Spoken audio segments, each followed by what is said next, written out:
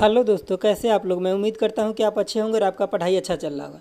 चलिए, आज की इस वीडियो में हम डिस्कस करेंगे कि Bihar police fireman practice set 2, ठीक है, ये कौन सा बुक से है आपको पता ही होगा, आप थंबनेल में देख लिए होइएगा। अग्रवाल एग्जाम कार्ड बुक से है, ये प्रैक्टिस सेट 2 चल रहा है। एक हम करा दिए हैं पहले आपको, इससे पहले प्रीवियस ईयर करा दिए हैं। चलिए, इस वीडियो का आज हम देखते हैं। ये बहुत अच्छा बुक है, इसका रिव्यू बहुत अच्छा था, इसीलिए इस बुक से हम आपको करा रहे हैं, ठीक है। तो चलिए देखते हैं पहला क्वेश्चन क्या है।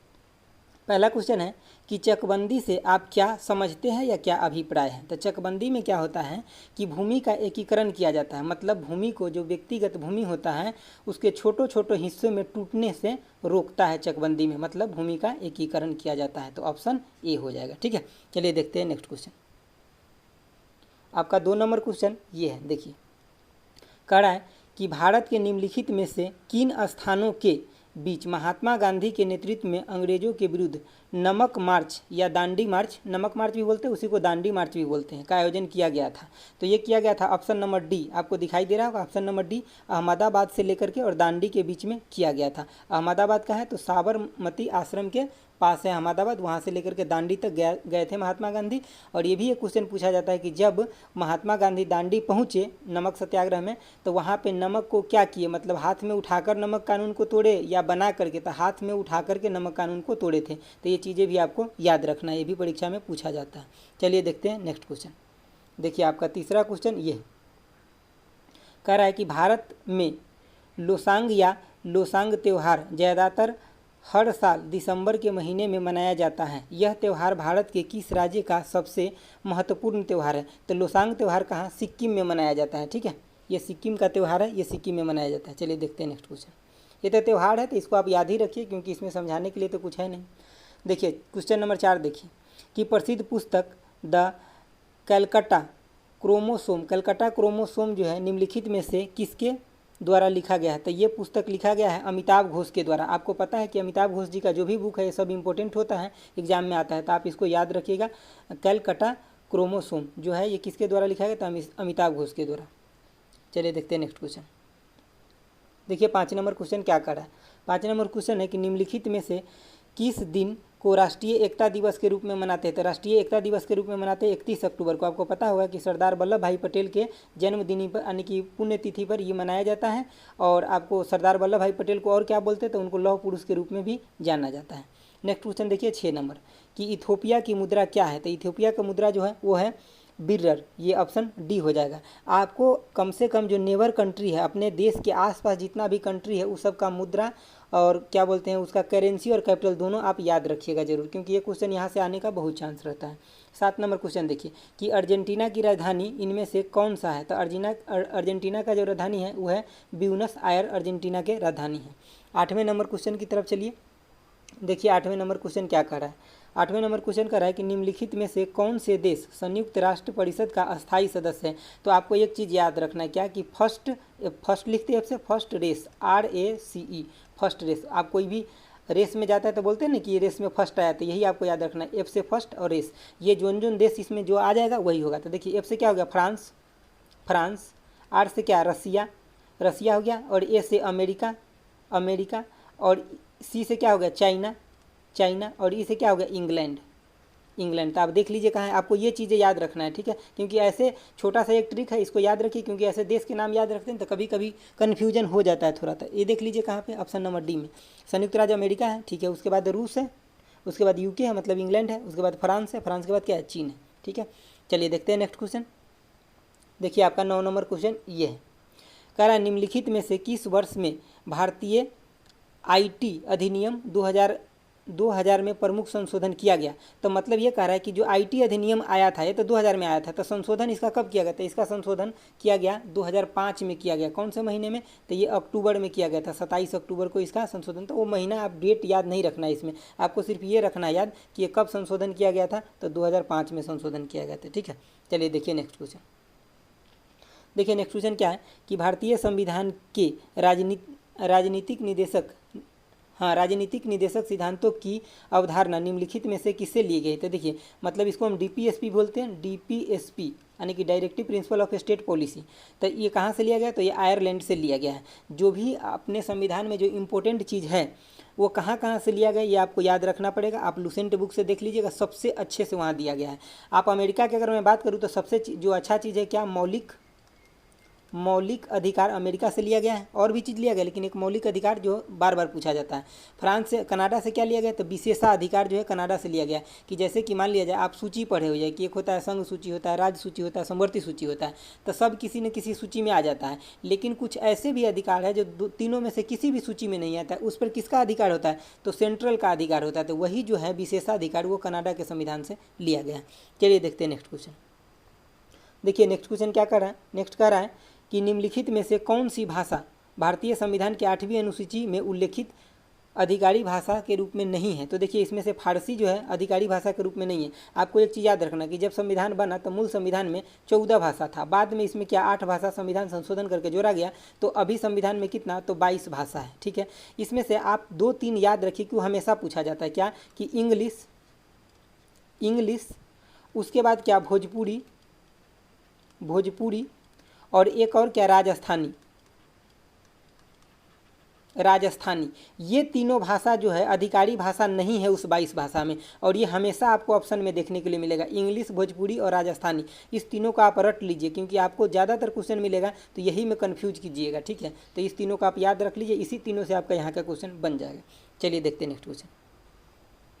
नेक्स्ट क्वेश्चन है आपका 12 नंबर। देखिए कह रहा है कि मानव तस्करी और जबरन श्रम पर रोक का उल्लेख भारतीय संविधान के मौलिक अधिकार के किस श्रेणी में किया गया है। तो ये शोषण के विरुद्ध अधिकार में किया गया है। ये शोषण के विरुद्ध जो अधिकार है ये आर्टिकल 23 और 24 में आता है। ठीक है, 23 कहता है कि आप किसी से बल श्रम पूर्वक काम नहीं करा सकते, और आर्टिकल 24 क्या कहता है कि 14 साल से कोई भी छोटा बच्चा है उससे आप किसी भी इंडस्ट्री, मतलब जैसे कि जो फैक्ट्री होता है उसमें काम नहीं करा सकते हैं।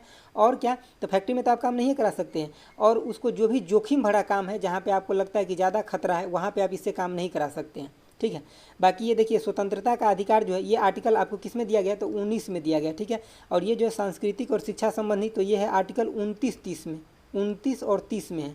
और ये समानता का अधिकार जो है ये है 16 में। मतलब समानता का अधिकार का मतलब समझते हैं कि जो भी कुछ गवर्नमेंट की तरफ से या जो भी हमारे संविधान में चीज़ें है उस पर सबका राइट बराबर है, यही होता है समानता का अधिकार। जैसे कि फॉर्म आता है गवर्नमेंट का, तो आपको कोई मना थोड़ी करता है भरने के लिए, जिसको मैंने सब भर सकता है, मतलब उस पर सबका अधिकार है। ठीक है, चलिए देखते हैं नेक्स्ट क्वेश्चन।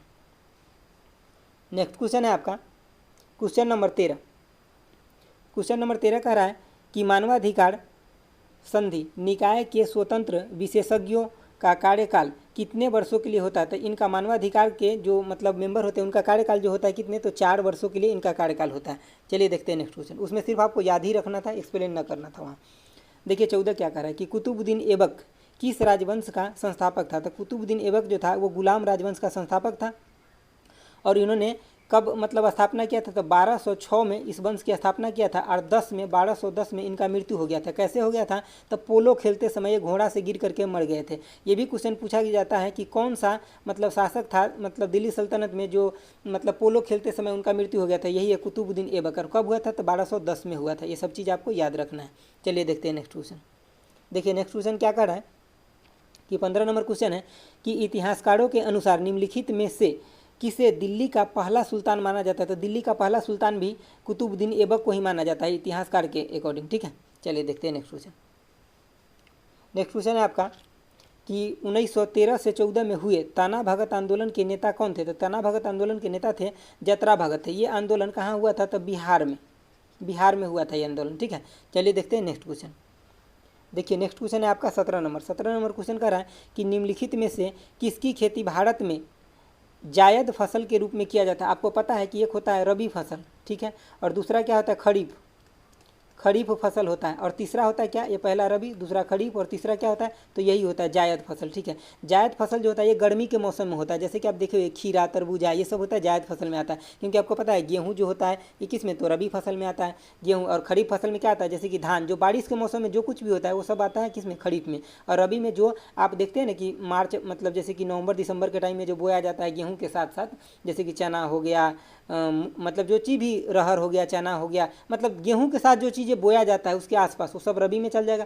धान के साथ जो चीज़ बोया जाता है वो सब चल किस में, खरीफ में चला जाएगा। ठीक है, चलिए देखते हैं। एक चीज़ आप यहाँ याद रखिए, खरीफ में हमेशा पूछता है क्या कि तिल कौन से फसल में आता है, खरीफ में या रबी में। क्योंकि मैं प्रीवियस ईयर क्वेश्चन देखा हूँ, तो वो किस में आता है, तिल आता है, खरीफ में आता है, रबी में नहीं आता। तिल और मूंग ये दोनों किस में आता है, तो खरीफ में आता है। आप इस चीज़ को लिख लीजिए, तिल एंड मूंग, क्योंकि ये क्वेश्चन आता है ना ऐसे, जैसे धान गेहूँ देगा तब तुरंत पहचान लीजिए, लेकिन तिल मूंग देगा ना तो नहीं पहचान पाएगा। आप देखिएगा जब गेहूँ कट जाता है ना उसके बाद मूंग बुआता है और तिल भी बुआता है। फिर देखिएगा जब मतलब धान रोपने का टाइम होता है उस समय इसको काटा जाता है। तो इसका मतलब क्या हो गया, ये लगभग बारिश के टाइम में ही है। ठीक है, चलिए देखते हैं नेक्स्ट क्वेश्चन। देखिए नेक्स्ट क्वेश्चन क्या कह रहा है कि वायुमंडलीय सापेक्षता आर्द्रता को मापने के लिए उपयोग किए जाने वाले उपकरण कौन सा है। तो देखिए जो सापेक्षता आर्द्रता को मापता है वो किस उपकरण से मापा जाता है, तो हाइग्रोमीटर से। ठीक है, लेकिन यहाँ पे हाइड्रोमीटर दिया, इससे आप कंफ्यूज नहीं कीजिएगा, इससे द्रव का घनत्व मापते हैं, द्रव का। ठीक है, और लेक्टोमीटर से क्या मापते हैं, तो मिल्क का शुद्धता मापते हैं लेक्टोमीटर से। ठीक है, चलिए देखते हैं नेक्स्ट क्वेश्चन। देखिए यहाँ पे नेक्स्ट क्वेश्चन है कि निम्नलिखित विकल्पों में से कौन मध्य प्रदेश में स्थित यूनेस्को की विश्व धरोहर स्थल में एक नहीं है। मतलब यहाँ पे बाकी सब है और एक नहीं है। तो ये हम्पी का जो स्मारक है ये विश्व धरोहर में शामिल नहीं है। बाकी खजुराहो का स्मारक जो है वो, सांची का स्मारक है वो, मतलब सांची के बौद्ध स्मारक है वो, और भीमबेटका, ये सब तीनों के तीनों कहाँ है, तो मध्य प्रदेश में ही। ये तीनों के तीनों कहाँ है, तो मध्य प्रदेश में, और ये यूनेस्को के वर्ल्ड हेरिटेज साइट में शामिल है। चलिए देखते हैं नेक्स्ट क्वेश्चन। देखिए नेक्स्ट क्वेश्चन आपका क्या कह रहा है निम्नलिखित विकल्पों में से किसे भारत और चीन के बीच प्रभावी सीमा माना जाता है। तो भारत और चीन के बीच जो सीमा है उसको मैकमोहन बोलते हैं। ये डुरंड रेखा कहाँ है, तो पाकिस्तान एंड अफगानिस्तान के बीच है। ठीक है, ये पहले डुरंड रेखा भारत और अफगानिस्तान के बीच था, लेकिन जब पाकिस्तान बट गया तो अब ये लाइन किसके बीच हो गया, तो पाकिस्तान और अफगानिस्तान के बीच हो गया। यह कभी कभी भारत के एग्जाम में ये लाइन पूछा जाता है। ठीक है, रेड क्लिफ किसके बीच है, तो रेड क्लिफ तो आपको पता ही है पाक एंड इंडिया के बीच है। ठीक है, और ये पाक जल डमरू कहाँ पे थे, जैसे कि अपना दक्षिण भारत की अगर मैं बात करूँ तो ऐसे अगर अपना दक्षिण भारत है तो यहाँ पे पाक जल डमरू, तो इसको किससे अलग करता है, तो श्रीलंका से पाक जल डमरू भारत अलग होता है। तो ये भी आपको याद रखना, पिछले बार एसआई के एग्जाम में मतलब प्री में ये डायरेक्ट क्वेश्चन पूछा गया था। तो जो भी मैं बताता हूँ सब इंपॉर्टेंट है, आप ध्यान रखिए और अच्छे से देखिए और मेरे साथ जुड़े रहिए दोस्तों, आपको काफ़ी बेनिफिट होगा, क्योंकि मैं जो भी सेट लेके आया हूँ सब इफेक्टिव है। ठीक है, मैं कहीं भी आपका टाइम ना पास करूँगा। देखिए ये क्वेश्चन क्या है, 21 नंबर, भारत में नोटबंदी कब हुआ था, 8 नवंबर 2016 को। वर्तमान के प्रधानमंत्री नरेंद्र मोदी जी ने ही उस समय में मतलब नोटबंदी किए थे। कब, तो 8 नवंबर 2016 को किए थे। चलिए देखते हैं नेक्स्ट क्वेश्चन। नेक्स्ट क्वेश्चन है आपका कि 22 नंबर क्वेश्चन है, निम्नलिखित में से किस देश ने सबसे पहले जीएसटी लागू किया था। देखिए सबसे पहले जो जीएसटी लागू किया था ये किया था फ्रांस ने, और कब किया था आप ये भी याद रख लीजिए, 1954 में किया था। और भारत ने कब किया था, 2017 में किया है। अपडेट याद रख लीजिए, 1 जुलाई 2017 को भारत ने क्या किया है, तो जीएसटी लागू किया है। ये कैसा टैक्स है, तो इनडायरेक्ट टैक्स है। डायरेक्ट एग्जाम में पूछा गया था, मतलब बिहार एसआई के मेंस एग्जाम में ये चीज़ें पूछा गया था क्वेश्चन की जो जीएसटी वो कैसा कर है, तो इनडायरेक्ट मतलब अप्रत्यक्ष, आप हिंदी में लिख लीजिए अप्रत्यक्ष टैक्स है। ठीक है, तो इसको यही तो मैं बोल रहा हूँ कि इस बुक के अंदर जो भी क्वेश्चन है ना मुझे सब के सब अच्छा क्वेश्चन लग रहा है। ठीक है, तो अप्रत्यक्ष टैक्स हो गया। अब ये भी पूछा जा सकता है कौन सा संविधान संशोधन हुआ था, तो 101वां संविधान संशोधन। ठीक है, अगर विधेयक पूछ दें तो 122वां ये विधेयक था, मतलब ये बिल है, विधेयक माने बिल, और ये 101 जो है क्या हो गया, एक्ट बन गया, इस पर प्रेसिडेंट ने साइन कर दिया। ठीक है, तो आप समझ गए सब कुछ। चलिए देखते हैं नेक्स्ट क्वेश्चन। देखिए नेक्स्ट क्वेश्चन है आपका कि मैक्सिको की मुद्रा क्या है, तो मैक्सिको की मुद्रा है पीसो, और ये रुपया कहाँ है, क्या है, तो अपने यहाँ भारत का, अपने महान भारत का रुपया क्या है, मुद्रा क्या है, तो रुपया है। चलिए देखिए नेक्स्ट क्वेश्चन 24 नंबर क्या कह रहा है इंडोनेशिया की राजधानी कहाँ है, तो आपको पता होगा इंडोनेशिया की राजधानी कहाँ है, जकार्ता है। ठीक है, तो आप सभी कंट्री का जितना हो सके इंपॉर्टेंट है उस सब का याद रखिएगा। हालांकि मैं एक वीडियो भी इस पर लेकर आऊँगा आपको। लखनऊ घराना निम्नलिखित में से किससे संबंधित है, तो लखनऊ घराना जो संबंधित है संगीत और नृत्य से संबंधित है। यहाँ के जो राजा महाराजा होते थे वो इन चीज़ों को बहुत ज़्यादा प्रेमी होते थे। चलिए देखिए 26 नंबर क्वेश्चन कर रहा है कि केंद्रीय गुप्तचर प्रशिक्षण स्कूल कहाँ स्थित है, तो देखिए ये 3 जगह है, एक है कोलकाता में और दूसरा है कहाँ, चंडीगढ़ में, चंडीगढ़। ठीक है, और तीसरा कहाँ पे है, तो तीसरा है आपको हैदराबाद में। ठीक है, तो 3 जगह है, एक तो आप ये मान लीजिए। ठीक है, एक ये हो गया और दूसरा आपका ये और तीसरा ये हो सकता है। अभी कलकत्ता पूछा है, ये भी ऑप्शन में आपको आ सकता है, तो इसीलिए आप तीनों को याद रखिए। ठीक है, चलिए देखिए नेक्स्ट क्वेश्चन। आपका नेक्स्ट क्वेश्चन 27 नंबर है, कह रहा है निम्नलिखित में से कौन सा विकल्प राजस्थान में स्थित राष्ट्रीय उद्यान और वन्य जीव अभ्यारण्य से संबंधित में गलत हैं, ठीक है, गलत है। तो देखिए इसमें गलत जो है ये Sahyadri tiger reserve, Sahyadri tiger reserve actually ये कहाँ पे है तो महाराष्ट्र में है, महाराष्ट्र में है, ठीक है। बाकी ये सब केवलादेव ये कहाँ पे है तो राजस्थान में, रणथंभौर राजस्थान में, सरिस्का राजस्थान में, और ये सह्याद्री कहाँ पे तो महाराष्ट्र में है, ठीक है। चलिए देखते हैं नेक्स्ट क्वेश्चन। आपका नेक्स्ट क्वेश्चन है 28 नंबर। 28 नंबर क्वेश्चन का रहा है कि डोलू कुनीथा, डोलू कुनीथा भारत के किस राज्य का लोक नृत्य है, तो यह है कर्नाटका का। डोलू कुनीथा जो है, डोलू कुनीथा ये कर्नाटका राज्य का लोक नृत्य है। चलिए देखते हैं नेक्स्ट क्वेश्चन। देखिए आपका 29 नंबर क्वेश्चन आ गया स्क्रीन पे। देखिए निम्नलिखित में से कौन सा कल्पना चावला की जीवनी और जॉन पियरे हैरिसन द्वारा लिखा गया, तो मतलब ये सीधा सीधा बात है कि कल्पना चावला के जो जीवनी है वो किसके द्वारा लिखा गया, तो जॉन पियरे हैरिसन के द्वारा लिखा गया। उसका नाम क्या है, तो उसका नाम है एज ऑफ टाइम। ये कल्पना चावला जी थी, ये भारतीय मूल की अमेरिकी अंतरिक्ष यात्री थी, ठीक है। इनके बारे में आपको पता भी होगा कि इनका जो मतलब वो था विमान था वो क्रैश हो गया था, ठीक है। तो ये हरियाणा के थी, मतलब भारत के हरियाणा राज्य से थी कल्पना चावला। चलिए देखते हैं next question. Next question 30 number है। 30 नंबर क्वेश्चन कह रहा है कि भारतीय संविधान के निम्नलिखित मौलिक अधिकारों में से कौन सा 14 वर्ष से कम उम्र के बच्चों को रोजगार प्रदान करने पर मतलब प्रतिबंध लगाता है। मतलब उसको बोलता है कि जो 14 वर्ष से कम का बच्चा है उसको फैक्ट्री में या कहीं भी रोजगार नहीं करना है। उसको एक मौलिक अधिकार मिला है 6 साल से 14 साल के बच्चों को कि आपको उसको गवर्नमेंट फ्री में शिक्षा देगा, तो उसका वो काम करना है, इनसे रोजगार नहीं कराना है। तो ये है आपका शोषण के विरुद्ध अधिकार में, ये किसने, तो आर्टिकल 23 और 24 के अंतर्गत आता है ये चीज़ें, ठीक है। चलिए देखते हैं नेक्स्ट क्वेश्चन। देखिए नेक्स्ट क्वेश्चन क्या कर रहा है। नेक्स्ट क्वेश्चन कर रहा है कि भारतीय संविधान के आर्टिकल 326 के अनुसार हर राज्य की विधानसभा और विधान परिषद के चुनाव वयस्क मताधिकारों के आधार पर होगा। वयस्क मताधिकार से तात्पर्य है कि प्रत्येक भारतीय नागरिक की उम्र चुनाव में भाग लेने के लिए कितने वर्ष होना चाहिए। तो देखिए अभी का जो है इसका आंसर 18 वर्ष हो जाएगा, लेकिन बहुत पहले की अगर मैं बात करूँ तो मतलब जो मत देने के लिए जो उम्र होता था वो कितना होता था, तो 21 वर्ष था, ठीक है। लेकिन इसको 61वां संविधान संशोधन हुआ, 61वां संविधान संशोधन, उसमें क्या किया गया कि उम्र को 21 वर्ष से घटा करके कितना, तो 18 वर्ष किया गया। ये भी पूछा जाता है कई बार क्वेश्चन में कि कौन से संविधान संशोधन में जो मत देने का अधिकार है उसको 21 वर्ष से घटा करके 18 वर्ष किया गया। तो आपको क्या आंसर देना है, तो 61वां संविधान संशोधन में किया गया। चलिए देखते हैं नेक्स्ट क्वेश्चन। देखिए आपका नेक्स्ट क्वेश्चन है 32 नंबर। 32 नंबर क्वेश्चन का रहा है कि ओडिशा में प्रसिद्ध सूर्य मंदिर का निर्माण करवाने वाला शासक निम्नलिखित राजवंशों में से किससे संबंधित है। तो जो ओडिशा में सूर्य मंदिर का निर्माण कराए थे वो कौन से राजवंश कराए थे, तो गंग राजवंश कराए थे। इसको आप याद रखिएगा, कई परीक्षा में पूछा जा चुका है ये प्रश्न, ठीक है।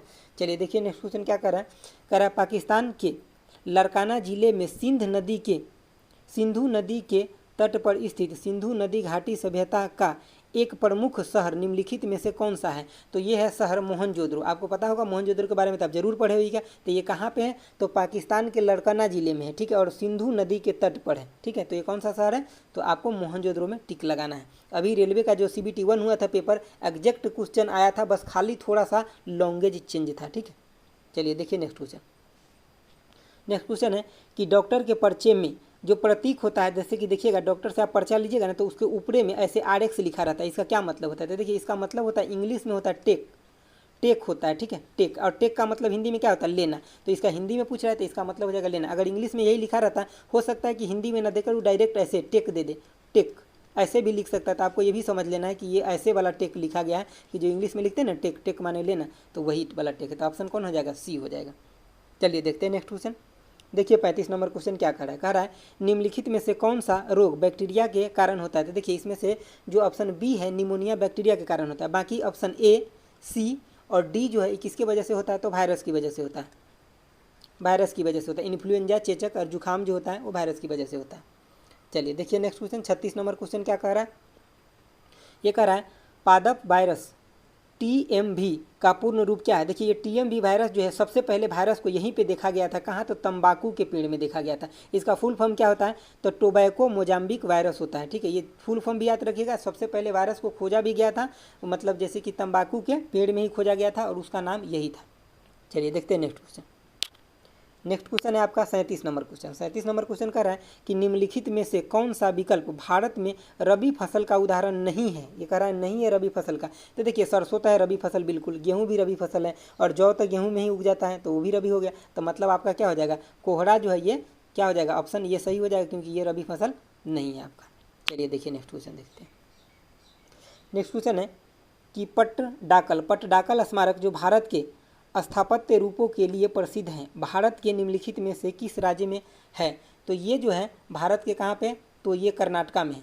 ठीक है, ये कर्नाटका में है। चलिए देखते हैं नेक्स्ट क्वेश्चन।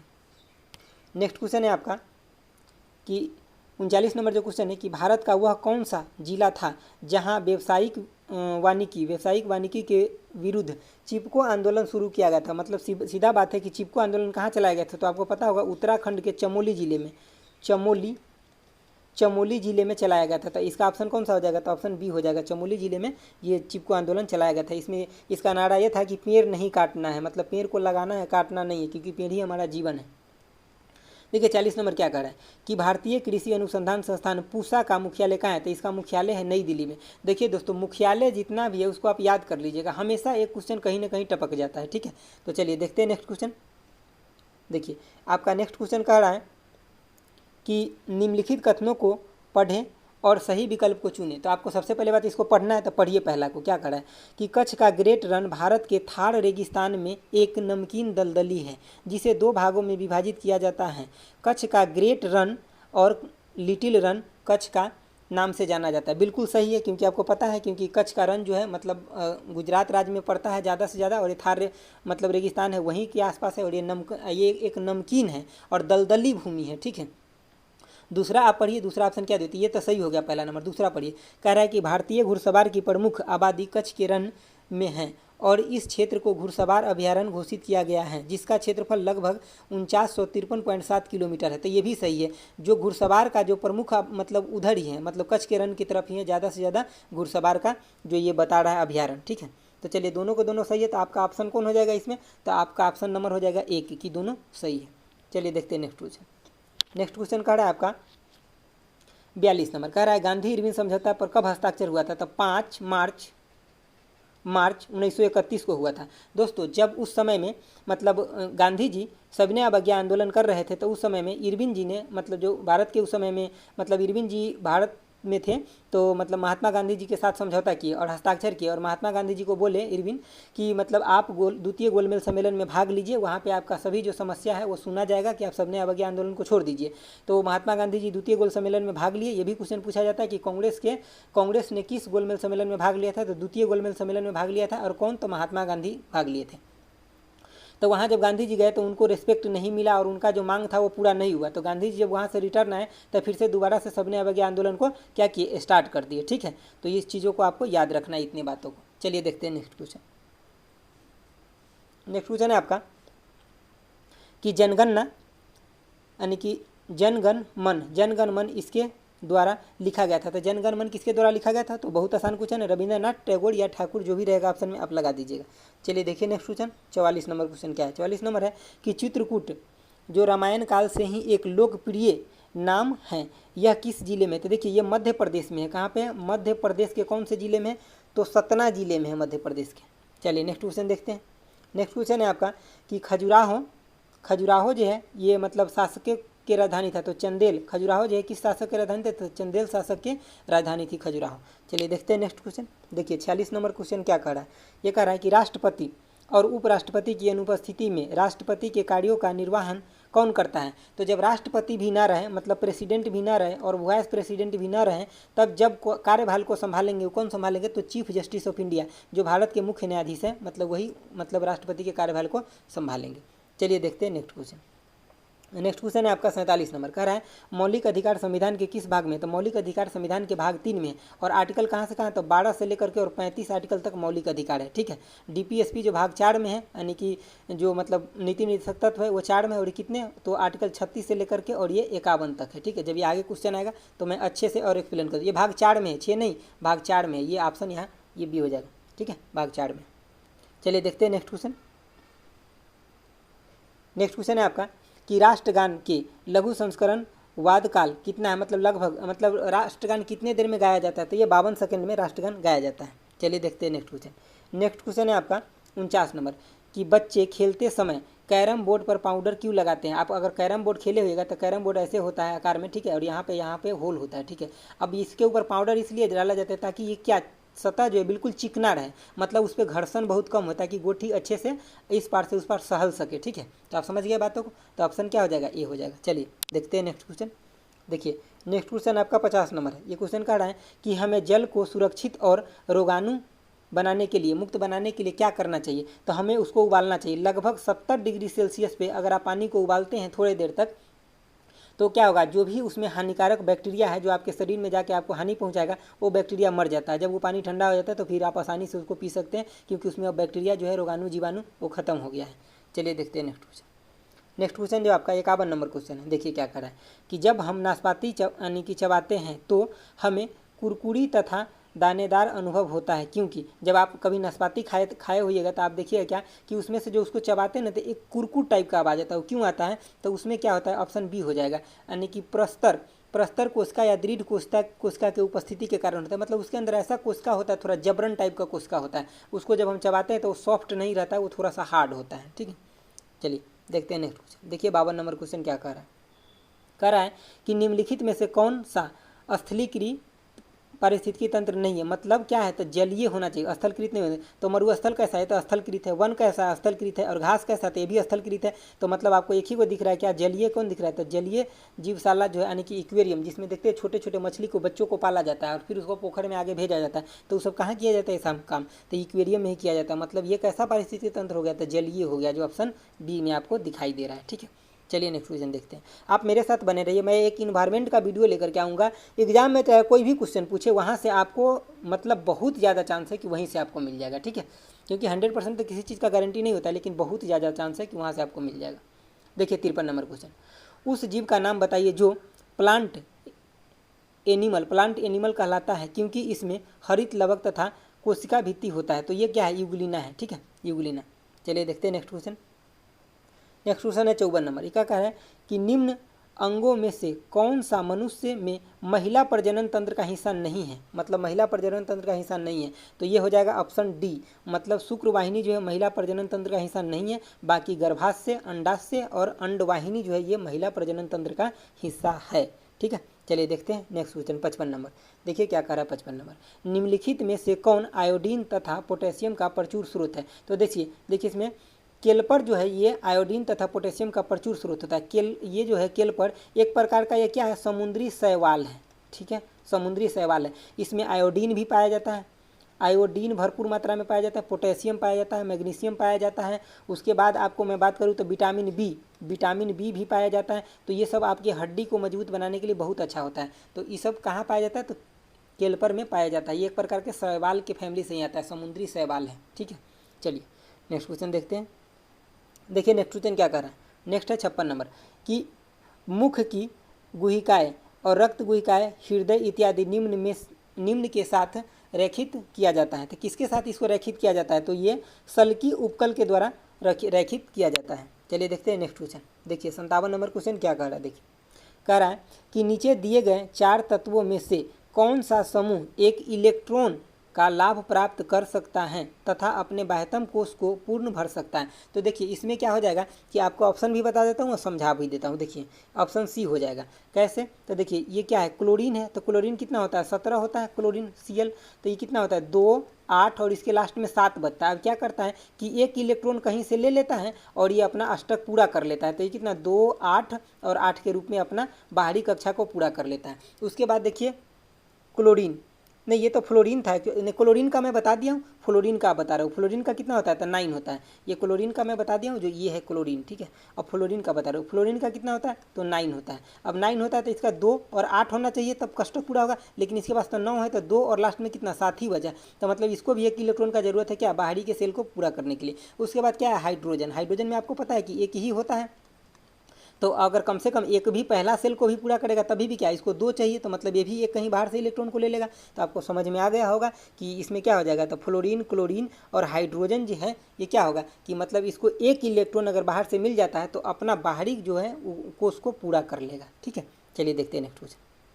देखिए नेक्स्ट क्वेश्चन क्या कर रहा है, नेक्स्ट 58 नंबर क्वेश्चन है। कह रहा है कि नाभिकों में संचरित धागे जैसे संरचना जो होती है क्या कहलाते हैं। देखिए जो नाभि के अंदर जो धागे जैसे संरचना होता है वो कहलाते हैं क्रोमेटिन, आप डीएनए पे दिमाग नहीं ले जाइएगा। क्रोमेटिन में क्या होता है, इसकी एक्चुअली ये जो बना होता है, ये बना होता है किससे, तो ये बना होता है डीएनए, डीएनए प्लस में प्रोटीन, प्रोटीन से बना होता है। तो यहीं पे आपको दिखता है क्या, धागे जैसी संरचना दिखता है। तो आंसर क्या लगाना है आपको, क्रोमेटिन लगाना है। चलिए देखते हैं नेक्स्ट क्वेश्चन। देखिए 59 नंबर क्वेश्चन देखिए कि केवल पादप कोशिका में पाए जाने वाले कोशिकांग का नाम बताइए। जो पादप कोशिका में पाया जाता है, तो पादप कोशिका मतलब कि प्लांट में, वृक्ष में पाया जाता है, तो ये लबक कोशिका। देखिए लबक कोशिका के अंदर जो हरा लबक होता है प्लांट के अंदर, उसके अंदर जो क्लोरोप्लास्ट पाया जाता है, उस क्लोरोप्लास्ट के थ्रू ही क्या करता है कि पौधा जो है अपना भोजन का तैयार करता है, मतलब प्रकाश संश्लेषण होता है, और वो वायुमंडल से क्या करते हैं, ये पौधा हो गया, ठीक है, तो ये क्या करेगा, वायुमंडल से बाहर से कार्बन डाइऑक्साइड ले लिया और बाई प्रोडक्ट के रूप में क्या देगा, तो ऑक्सीजन ये बाहर की तरफ दे देता है, ठीक है। तो इसके अंदर जो पत्ता होता है, इसके अंदर क्या होता है, हरा जो होता है पत्ता, उसके अंदर क्लोरोप्लास्ट होता है, और ये लबक के अंदर ही वो हरा क्लोरोप्लास्ट होता है। तो आप समझ गए कि मतलब पौधे के अंदर ये चीज़ें होता है, लबक। चलिए देखते हैं नेक्स्ट क्वेश्चन। नेक्स्ट क्वेश्चन है आपका 60 नंबर। देखिए क्या कह रहा है, कह रहा है 1 बिलियन में 250 ग्राम जल में 50 ग्राम चीनी निहित है। बिलियन की यानी कि द्रव्यमान की प्रतिशत क्या होगा, द्रव्यमान का प्रतिशत, तो द्रव्यमान कितना है इस बिलियन में, तो 50 ग्राम बोलिएगा, क्योंकि यही है चीनी, बाकी तो पानी है। और टोटल कितना हो जाएगा, तो 300 मतलब 250 ग्राम और 50 ग्राम कितना, 300 ग्राम।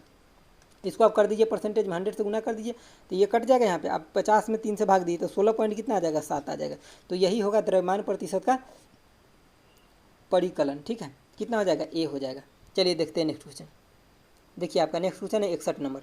61 नंबर क्या कर रहा है कि पृथ्वी पर आदमी द्वारा लगाया गया दाब न्यूनतम होता है कब। तो देखिए सबसे पहले तो आपको दाब का पता होना चाहिए कि मतलब दाब, प्रेशर, यानी कि प्रेशर इक्वल टू क्या होता है, तो फोर्स पर यूनिट एरिया बोलिएगा, यही बोलिएगा ना।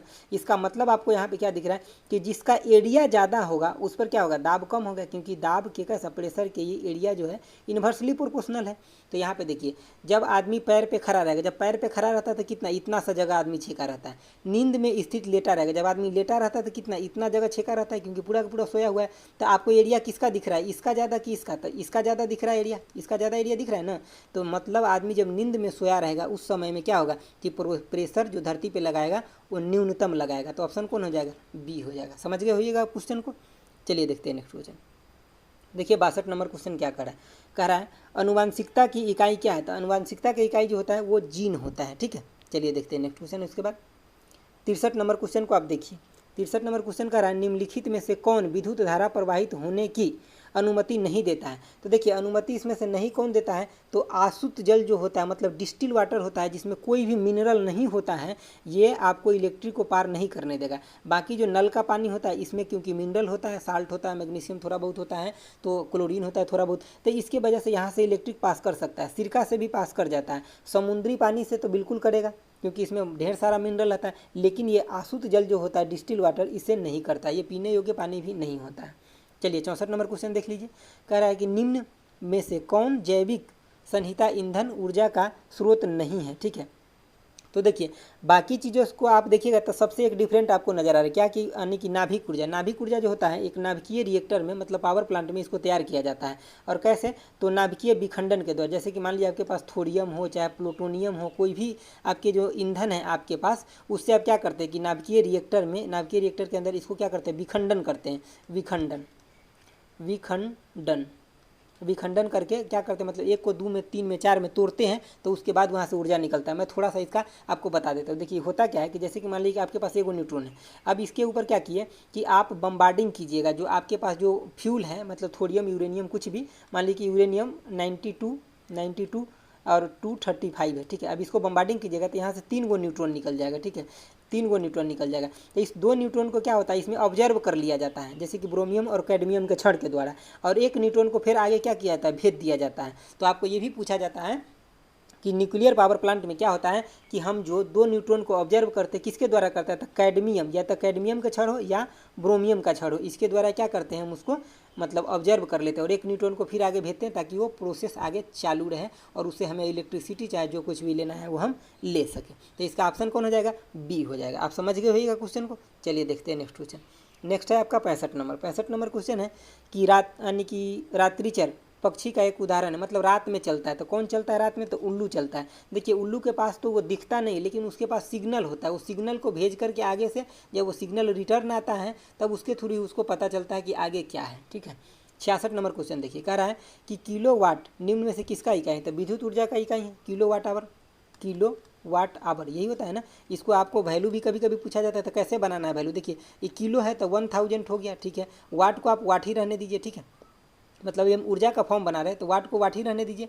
वाट क्या होता है? यानी कि जूल पर सेकंड लिख लीजिए। और जब इस आवर को चेंज कीजिएगा तो कितना हो जाएगा? 3600 हो जाएगा यहाँ पे। तो क्या दिखा यहाँ पे? 3.6 इंटू 10⁻, क्या 6 किस में? तो जूल में, क्योंकि 3600 सेकंड हो गया, इससे ही कट जाएगा। तो 36 यानी कि 3.6 इंटू 10⁻6 जूल होता है एक यूनिट। एक यूनिट इसी के बराबर होता है। ये भी कभी कभी पूछा जाता है एग्जाम में। ठीक है, चलिए देखते हैं नेक्स्ट क्वेश्चन। देखिए आपका 67 नंबर क्वेश्चन स्क्रीन पे है। देखिए कह रहा है कि कोशिका अंगज जो सभी गतिविधियों को नियंत्रित करता है वो कौन सा है? तो वो है सूत्रकणिका कहलाता है। जो सभी गतिविधियों को नियंत्रित करता है वो सूत्रकणिका कहलाता है। चलिए देखते हैं नेक्स्ट क्वेश्चन 68 नंबर। देखिए 68 नंबर क्वेश्चन है कि बड़े कुकुर फार्म का निर्माण क्यों किया जाता है? मतलब ये कह रहा है कि आपका जो बड़े, मतलब मान लिया जाए कि आपको मुर्गा पालन करना है, तो आप 4 को अगर मुर्गा पालन कर लीजिएगा तभी भी आपको उसके लिए फार्म बनाना पड़ेगा, दाना लाना पड़ेगा, आपको डालने जाना पड़ेगा, सब काम करना पड़ेगा। तो इसी के लिए क्या कहता है कि बड़े बनाना चाहिए, क्योंकि बड़े भी बनाइएगा तो थोड़ा ही सा ज़्यादा आपको इन्वेस्ट लगेगा और इनकम काफ़ी अच्छा होगा। तो क्यों? तो देखिए यहाँ पे सभी ऑप्शन लिखा गया, इसमें से ये भी ऑप्शन होगा, ये भी और ये भी होगा। ऑप्शन इसका डी होगा। तो मैं आपको चीज़ें समझा दिया हूँ, आप ऑप्शन एक बार पढ़ लीजिएगा। ठीक है, चलिए देखते हैं नेक्स्ट क्वेश्चन। नेक्स्ट क्वेश्चन है आपका 69 नंबर कि पोषण नाल के किस भाग में भोजन का अंतिम रूप से पाचन होता है? तो अंतिम रूप से जो पाचन होता है ये होता है छोटी आंत में। सबसे अंतिम रूप से पाचन वहीं पे होता है। उसके बाद वो क्या होता है कि बाहर निकल जाता है वेस्टेज के रूप में।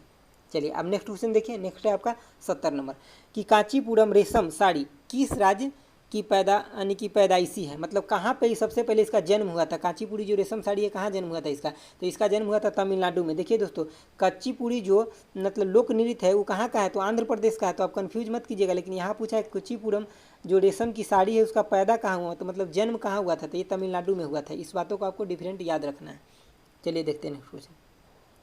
देखिए आपका नेक्स्ट क्वेश्चन है 71 नंबर। 71 नंबर क्वेश्चन आपका कह रहा है कि श्री महाकालेश्वर मंदिर जो है कहाँ है? तो उज्जैन शहर में दक्षिण पश्चिम भाग में स्थित है। उज्जैन के दक्षिण पश्चिम भाग में स्थित है। तो आपको यहाँ से ये हो जाएगा इसका ऑप्शन। चलिए देखते हैं नेक्स्ट क्वेश्चन। देखिए 72 नंबर उस क्वेश्चन क्या कर रहा है, ये समझने वाला क्वेश्चन है, समझिए। कह रहा है वनोन्मूलन के प्रभावों के बारे में बनाए गए निम्न कथनों में से कौन सा कथन गलत है? ठीक है, देखिए सबसे पहले तो आपको ये टर्म समझना है कि वनोन्मूलन क्या होता है। ये होता है डिफॉरेस्टेशन, यानी कि डिफॉरेस्टेशन।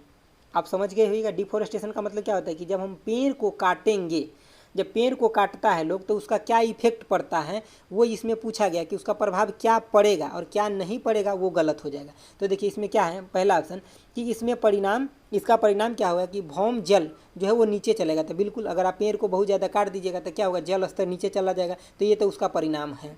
दूसरा क्या, पृथ्वी पर तापमान और प्रदूषण बढ़ जाएगा। बिल्कुल अगर आप पेड़ पौधा नहीं रहेगा तो बारिश नहीं होगा, तो तापमान तो बढ़ेगा ही ना, और प्रदूषण भी बढ़ जाएगा। क्योंकि आपको पता है पेड़ पौधा ही कार्बन डाइऑक्साइड को वायुमंडल से ऑब्जर्व करता है और ऑक्सीजन छोड़ता है।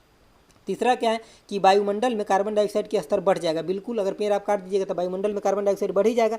अब नेक्स्ट ऑप्शन देखिए, चौथा नंबर क्या है? चौथा नंबर क्या है कि ऑक्सीजन वायुमंडल की स्तर बढ़ जाएगा। क्या आप पेड़ पौधा काट दीजिएगा तो ऐसा हो सकता है क्या कि वायुमंडल में ऑक्सीजन बढ़ जाए? तो नहीं बढ़ेगा। तो यही कथन जो है गलत है, ये इफेक्ट नहीं होगा। बाकी ये सब पेड़ काटने से इफेक्ट ABC इफेक्ट आपको दिखेगा। ठीक है, तो इसका ऑप्शन हो जाएगा डी।